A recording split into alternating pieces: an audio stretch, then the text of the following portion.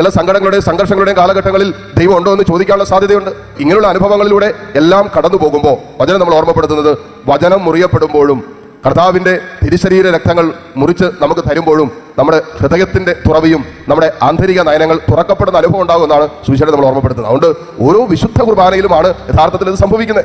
വചനം മുറിയുമ്പോൾ ഒരുവന്റെ ഹൃദയം ജ്വലിക്കാൻ തുടങ്ങുന്നത് പോലെ അപ്പം മുറിച്ചു തരുമ്പോൾ ഒരുവന്റെ ആന്തരിക നയനങ്ങൾ, വിശ്വാസത്തിന്റെ നയനങ്ങൾ തുറക്കപ്പെടാൻ തുടങ്ങും.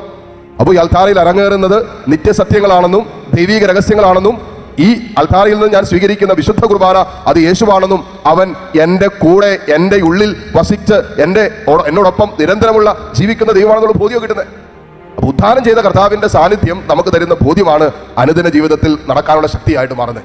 നിരന്തരമായി ഒരു ദൈവ പൈതൽ തൻ്റെ ജീവിതം വിശുദ്ധ കുർബാനയിൽ സമർപ്പിച്ച് മുന്നോട്ട് പോകുമ്പോൾ അവൻ്റെ ആത്മീയ നയനങ്ങൾ എന്നും തുറക്കപ്പെടുന്ന അനുഭവം ഉണ്ടാവും.